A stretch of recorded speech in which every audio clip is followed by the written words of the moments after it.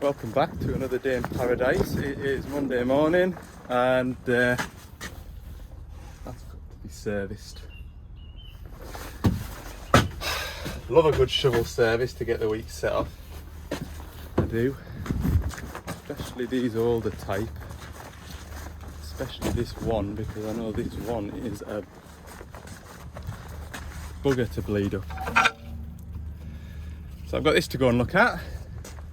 I've got its younger brother, the CVT, at another quarry to go and look at for boom suspension not working. And then a DA30 Dumptruck that did have a knock sensor failure and now it doesn't. So it's fixed itself.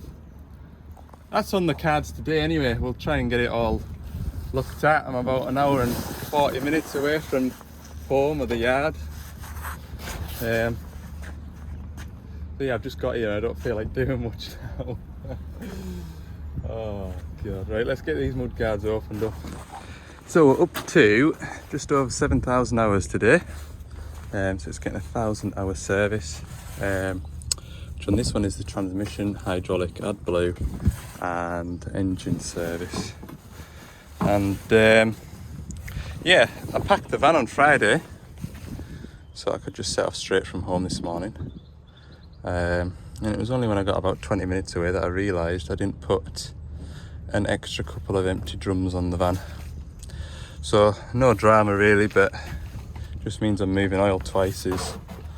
This engine will take 56 litres of engine oil, so there'll be 56 litres to come out. I've got 40 litres capacity, so I'm going to fill that first drum and then put the rest into there. And then I'll have to wait until I've used a new engine oil drum to decant my waste oil into. Not the end of the world, but adds a little bit of time. So I'm just waiting for this one to fill up and then I'll just chuck this blue under, because I know when that gets 40 litres of oil in, it's heavy enough to try and tip away without making too much of a mess. But at least the axles aren't to do today. So I'm hoping to be finished around 2 o'clock. It's 10 o'clock just now.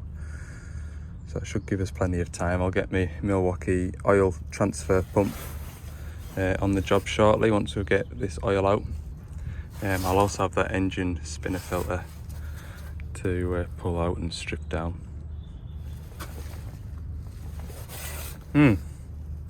Maybe should have ran it for 10 minutes. I thought it had been running just recently, so I've just made a start, but maybe should have ran it for a little bit while I got myself organised.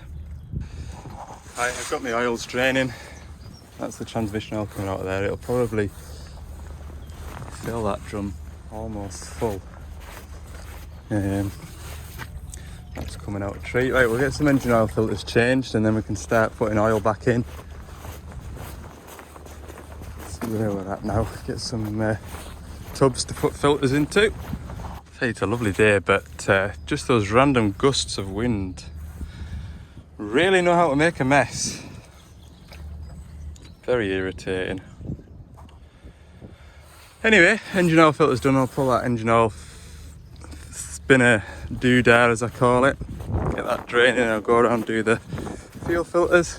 So I know a lot of you know this, but it was mentioned in one of my videos if I could just sort of discuss what engine's in what. So this is a DL420-5 and we have a Scania DC13 engine in this, so it's a 6-cylinder Scania engine.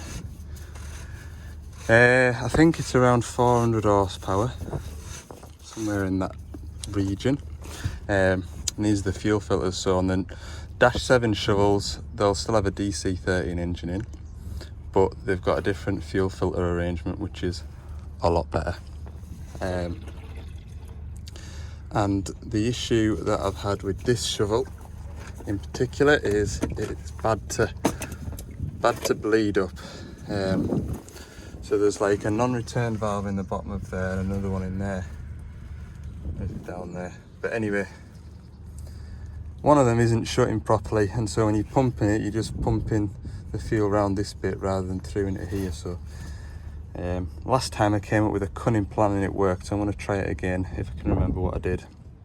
But it's really important to do these filters one at a time. So you take this filter out and then you need to pump the fuel out of there into a waste oil can, and then put the new filter in, and then pull that filter out and pump the fuel out of there into a waste oil can, because the fuel that's sat in here won't get filtered before it goes into there. So if you pull that filter out, the fuel goes into here, and then you pull that filter out, the fuel goes into there. And then when you start it up, you've got unfiltered fuel that'll start the machine, which isn't good. Scania wouldn't let Doosan fit a water and fuel filter before their filters, and so the water and fuel filter is catching the water on the way back from the fuel system. So that's basically, it comes into here, out of here and back to the tank. That's just how it works. Has it caused any issues? Not to my knowledge, and that's just the way it is. But I know the first time I came across it and I couldn't get the fuel to bleed through on a shovel, and I had any training, and I was like, oh, the fuel filters are all piped up wrong, that should be first. And yeah, it isn't, it doesn't go first.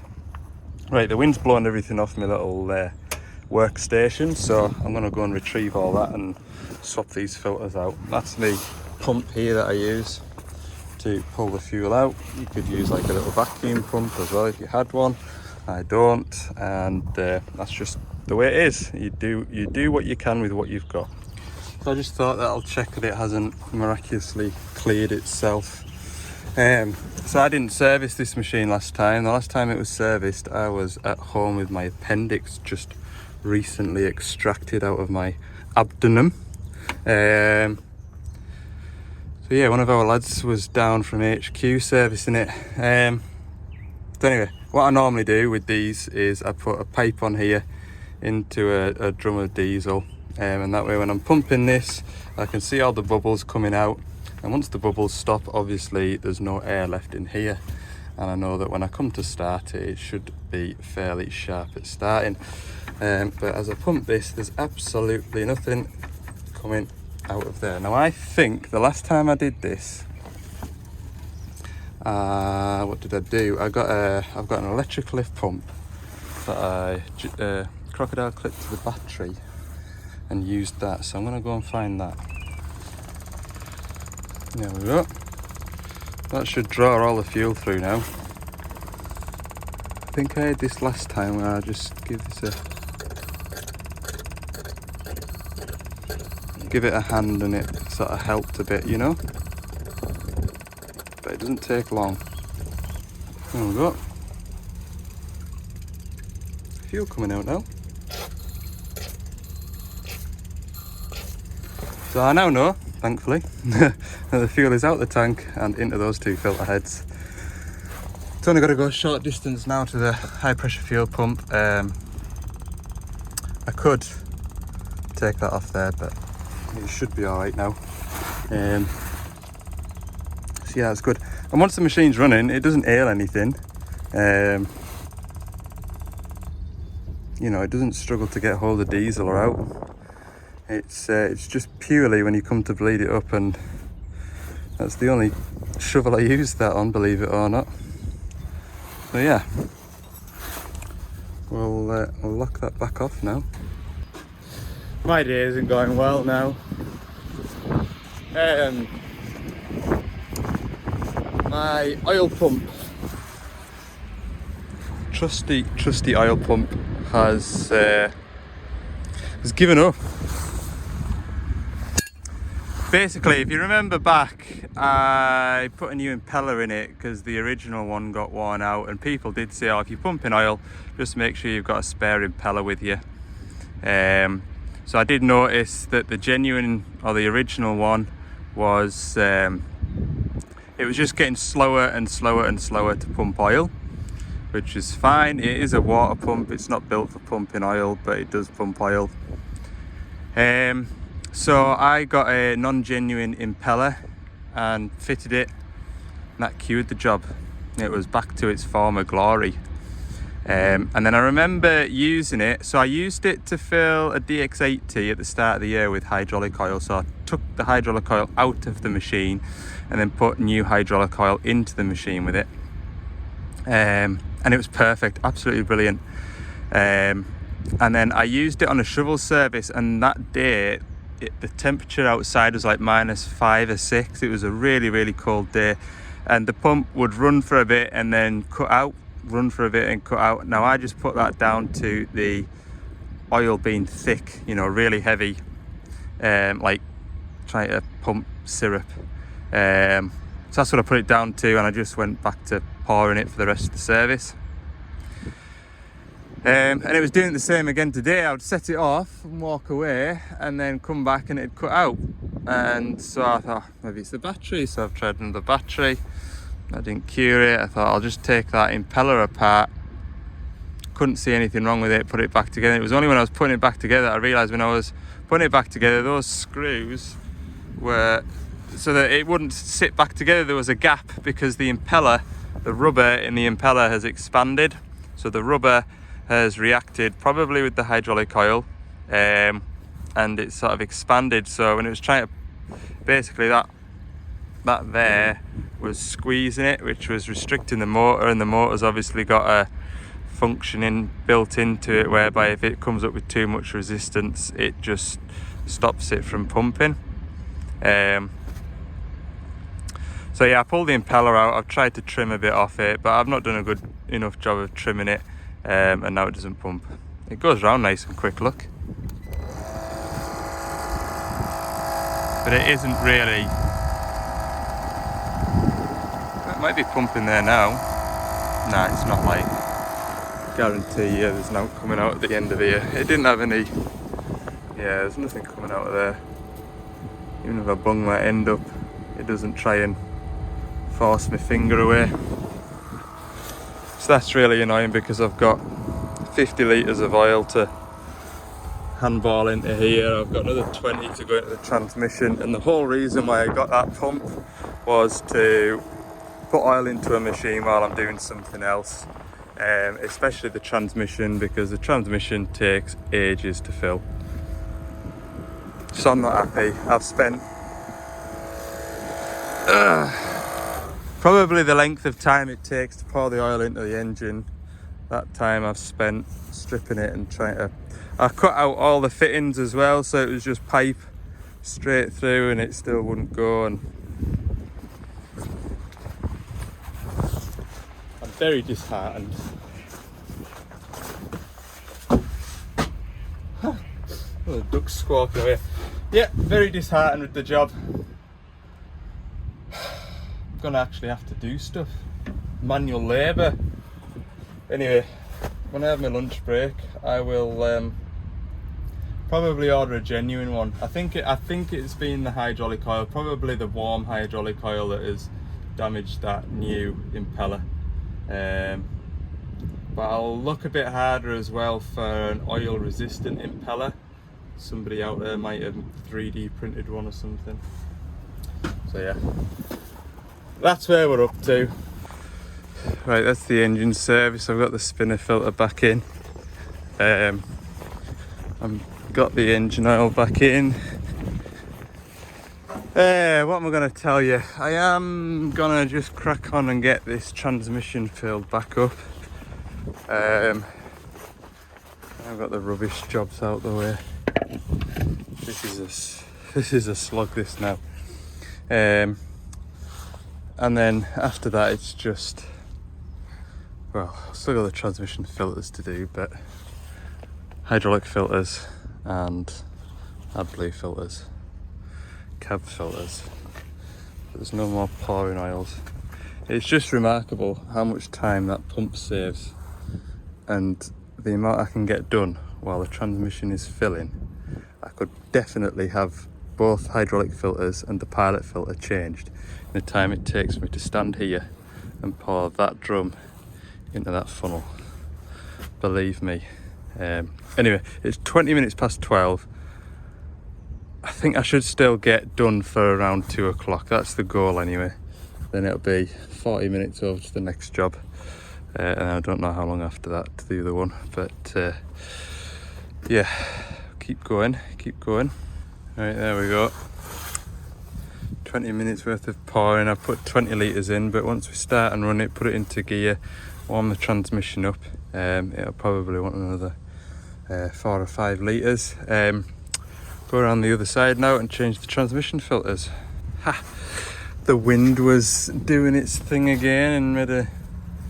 Oh, I've just spent more time mopping up after myself than out else today. Anyway, 2 new transmission filters. We'll go into this cubby hole now and do the AdBlue filters. There's a AdBlue breather filter as well, which is behind here. Just hydraulic after that. Start and run it. I've got all my oils emptied out my big blue drum. They'll be to all go back into there. 25, 25, 50, 20, 90 litres of oil. Waste oil there. Oh, I'm flagging. I might have a bite of something to eat though, because nearly 1 o'clock now.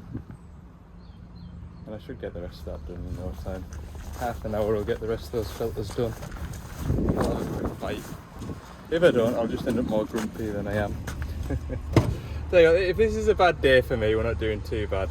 I'm sure there's other folk in their job, when they have a bad day, it really is a bad day. This is a bad day for me purely because I've had to do more physical work than I expected to, so it's not that bad, is it really? Okay, back to it. This is what you can see behind this cover. This is the AdBlue tank frame assembly. It's the same frame as what they had on the trucks and the early models of shovels that had the Scania engine in. Still had the plastic cover that went up here, which would be proper tricky to get the AdBlue filter changed. That is what the AdBlue filter looks like. That Defender should have been in there, but I believe we'll get a fresh one with the kit. I'll go and have a look. But yeah, there used to be like a plastic cover that went up like that, and there used to be 4 Torx bolts that held them in, and they were really nasty to try and get off. And I think we were told not to bother putting them back in once we had replaced the AdBlue filter, because they weren't supposed to be there for the trucks only. Your AdBlue filter, pop this on, and just another little thing, check that the O-ring is still with the cup, because that can often stay with the pump, and you'll maybe end up putting a new O-ring on there thinking that it's gone missing, and then you double the O-ring up and then you'll start leaking AdBlue. There we go. Click that into there. Keep everything as clean as possible.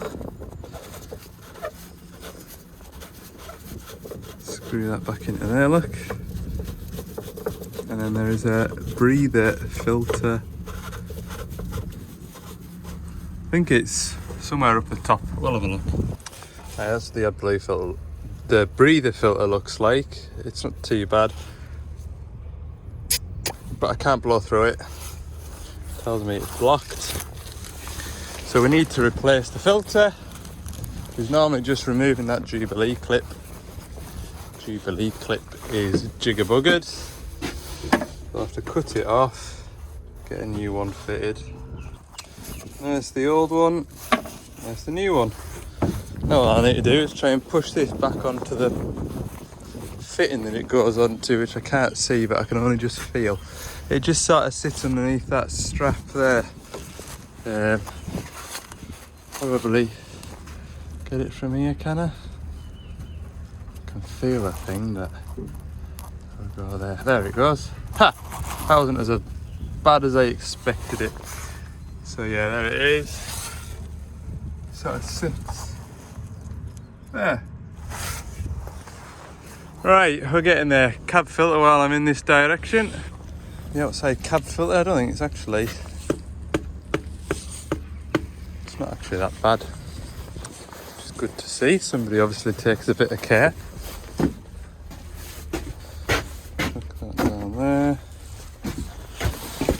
they're both the same, the inner and the outer on these shovels, so get that swapped and then do a couple hydraulic filters. Right, finally, this one. Pilot filter behind that orange canister there. So I've done the two return filters. So there's no air in the tank to push the hydraulic oil out of the tank onto me, but there'll still be what is in the pipes. And it's just a little tinker to get on, because I normally use a ratchet spanner, but again, you don't get much. And I had a 24 out on this, so I thought I'll just use this. So we'll see, because like I say, I normally use a ratchet spanner. I'm not going to be able to do this without smashing my phone, but on the new shovels, that filter is situated there. Dead easy to get to, especially when it's to change every 500 hours. It's handy that it's in a easy to access spot. I mean, that's not bad. The previous model to this one, it was an even worse spot. So yeah, I shouldn't complain too much. Right, 1:45, and that is the last filter. Although I'm just going to top the hydraulic oil level because it's only just on the glass, so I'll do that just now. Oh, it's fresh in my mind. Move you out the way, drum. Go and retrieve my 32mm spanner, which I was looking all over for. Couldn't find it, and it was there. Look, spotted it when I was up there doing the return filters. Pick up my rubbish. This camera's got oil on it, hasn't it? I feel like everything's got oil on it. I've got oil everywhere. Whew. Right, hydraulic oil. Back of the van's an absolute disgrace. Look, need a right good mucking out, but I'm going to do it in the spring. When I'm complaining about that one open, neither are open. When I'm complaining about all the dust, that is the time to get the pressure washer in the back and give everything a good rinse out. Freshen up for summer, as long as it's sunny in the summer. Right. Yeah. Oh, no, that's a two-hander. There we go. It doesn't really matter. Well, I suppose it does which one you fill from on here, but if I use that one there, when I'm pouring it, I can look in and see the glass. See, we're full now. Show you here, look. See, the level is just above the glass. To be honest with you, there's only about 10 litres left in there. Could probably lose the rest of it in there, but anyway, I stopped pouring and I'm not going to start again. Big gas terminal, that, yeah. Burning a bit off, look.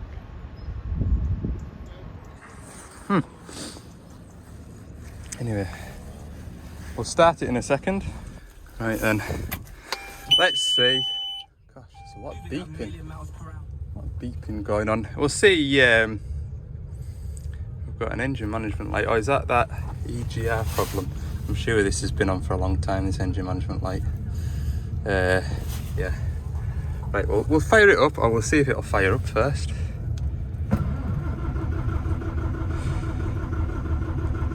Oh, we did a good job of... Oh, right, she's away. Hey, we did a good job of bleeding the fuel, didn't we? Right, I'll let that run. We'll go and check all the filters that we've fitted, make sure there's nothing leaking.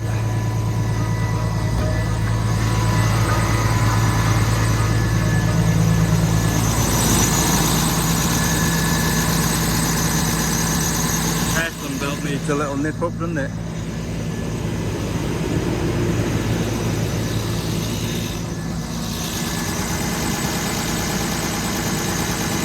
Yeah, we'll do that.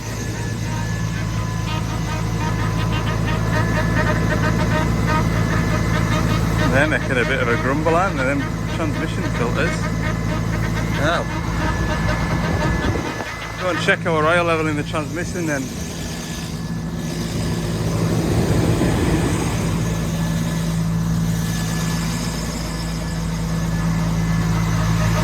look at the level. It's just on the bottom mark, so we'll get that topped up. Oh, that's a beepy beeper. What am I going to tell you? It is 20 past 2. I'm just warming the transmission up to calibrate it. It needs to be above 67 degrees. We are up to 61. We're nearly there. Do like electric joystick steering, it is nice. Could probably just take that steering wheel out altogether. Right, we're up to the right temperature, so what we'll do is we'll put the bucket on the floor, park brake on, put that up out the way. We're in the service menu already, so I can come out of there, go down to vehicle configuration, ask me for the password, and then we can go to AEB setting, start setting. Oh. Transmission needs warming up still, according to this. That's what that signifies. So now, to get out of this, you have to switch the whole machine off and then start it all back up again.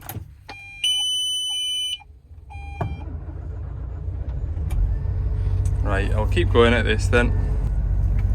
There we go, that's it doing it now. I can feel it sort of calibrating the clutches, so it's finding the biting points of each clutch pack in the gearbox. I mentioned what engine the machine had. It's got a ZF gearbox, and I would say they were pretty good, pretty bomb proof.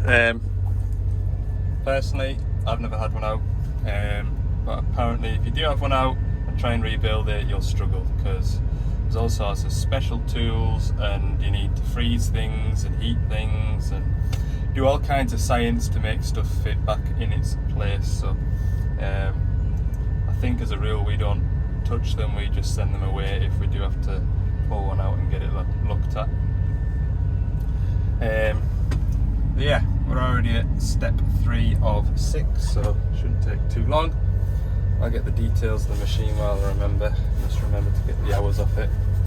And we can go to the next one. It'll be, yeah, I'm half an hour behind, and I'm not joking you.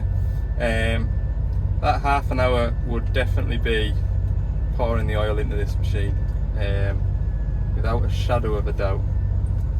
Got some missed calls as well. Yeah, that's what I like about that pump. It just keeps the job moving while you're busying yourself with other things. So yeah, that is priority, get that pumping again. There we go.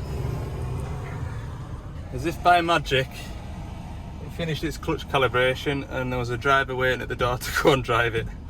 Yeah, I've just been having a look online at new impellers and I can't tell the difference between any of them. They are all coming from China. Some have got, some are like, I've got the brass insert, which is what that one has. Others are made out of plastic. And none of them specify that they are oil resistant, even though I searched for oil resistant impellers. So I don't know whether you could spend £13 on one or £45 on one. That one that I put in it was, I think, £18. So maybe I just get 2 or 3 and then it's not the end of the world if it does expand and go bang. I did try searching for genuine ones, but I don't know whether you can get genuine ones or whether that's just what you can get on eBay, knockoffs. I'll do a bit more research tonight anyway. I need to be getting up to this next shovel and then onto the dump truck from there. So yeah, right, let's go. Alright, here I am at the next one. I say the next one, it's on its way down from somewhere up over that hillside. This is the 420 CVT. The boom suspension isn't working, so there's a couple of things that I could check before I commit to ordering parts.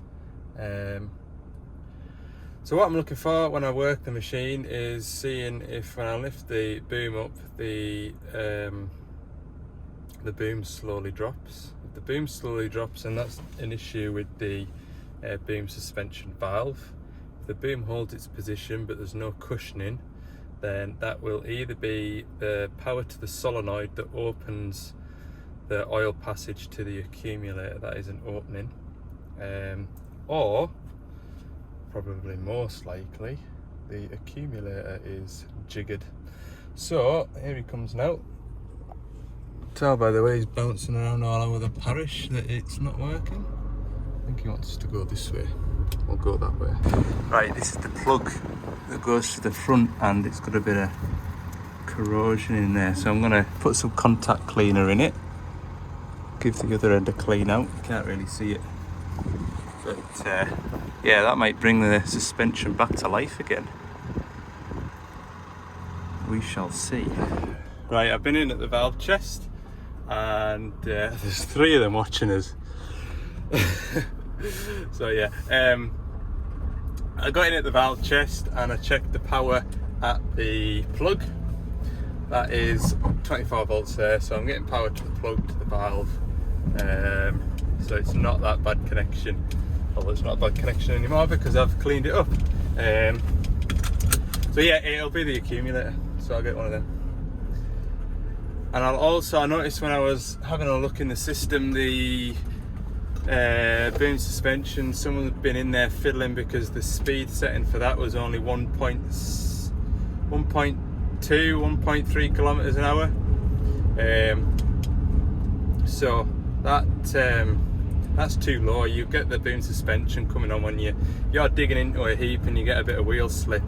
That boom suspension will come on. So as you're digging into a face or something, you're digging off the accumulators, which isn't good. So yeah, we'll double check that we set that back up to, generally I think about 4 or 5 kilometers an hour is good enough, because 1.2 is, and it's kilometers an hour, not mile an hour, which you'll easily achieve while you're spinning the wheels, digging into a face. Right, I am following this little van here to the next spot. I've never been to this next spot before, and I says, oh, you don't want to just send us a drop pin? No, because you won't find it. So yeah, I'll just take it at that. I won't find it. Get down this hill before this Arctic comes up. I'll see you at the next spot. Right, we're away up in the hills in the Lake District now. What a ride out it was to get here. So this machine was moved down to the docks to empty a boat, and halfway through the night shift at about 8:31 it came up with error codes, which it no longer has, for the knock sensor inlet error via CAN. So that's to park it up. And anyway, long story short, when they come to put it on the wagon to get it off the dockside, the error code had gone, and everything's okay again. So they just want me to come and check it out. So I'm going to do a burnout, and that way it should flag up any issues, hopefully. That's the plan anyway. If I can work out which one it is. Exhaust gas after treatment function test, I think it's that one. Right, that check has thrown up an error. I've been sat here for about 20 minutes and it's just literally put an engine management light on the dash. I can do that. Knock sensor outlet signal low now. It was the inlet before.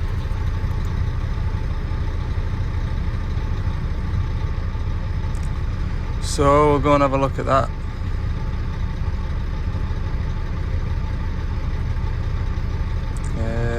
Electrical system, read fault codes. Knock sensor downstream of the SCR converter. Knock sensor. Right, we'll have a look at that then. Right, so this is the upstream knock sensor, which was given the fault that night. Now they did unplug it and check the plug and the pins were clean. This is bolted to the chassis. As you can see by the state of it, it's been covered in muck, and I went to go and take it off, and yeah, I think it's been getting moisture into there. So I did come prepared with a new one of these, which is the upstream sensor, because there was a fault code for the upstream sensor, which we've had on the shelf for a long time. Apparently we don't use them, we only use the downstream NOx sensors, which it now has a fault for. Ha! Brilliant. But I'm just hoping that this sensor isn't reading correctly, which makes that downstream sensor read incorrectly. So the fault was saying that the conversion efficiency isn't very good, or the sensitivity of the upstream one isn't as good as the downstream one. But if that's not reading right, it might throw that one out. That's what I'm thinking anyway. So yeah, it's had a fault for it, and I could definitely picture that being rotten inside there. So we'll open this one up and fit it. So we're back in the cab again. We're just doing a bit of a burn. Now what I'm doing is I am checking the exhaust gas after treatment system, but I'm focusing on just the NOx sensors. So once it's done another little warm up again, I don't know why it needs to warm up because everything's lovely and toasty in here. Cool, 78 degrees, look. But anyway, once it's done that, hopefully we'll be able to see if the NOx sensors are okay. I'm hoping so.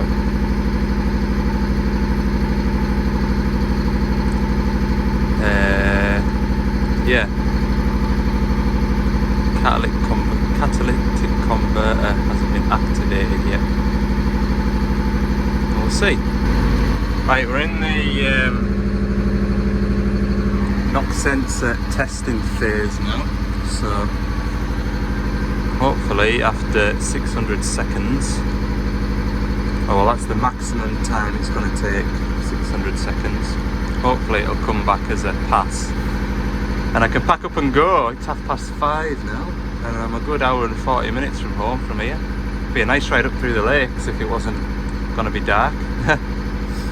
Hey, it will be a nice ride back as well, but anyway, it is what it is. Nice and warm in this cab anyway.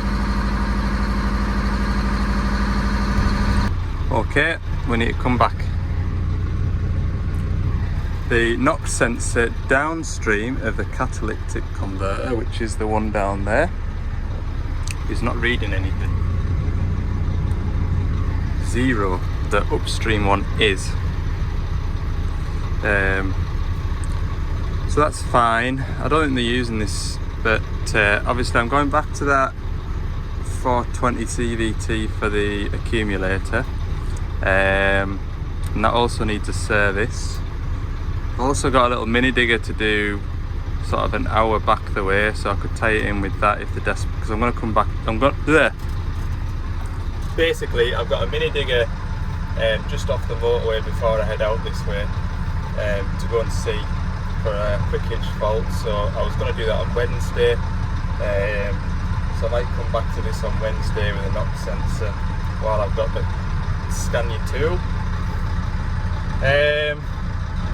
Or if they're not desperate for it and I've got other things on Wednesday, then I can leave it until I come and service the 420 shovel and put that accumulator in it.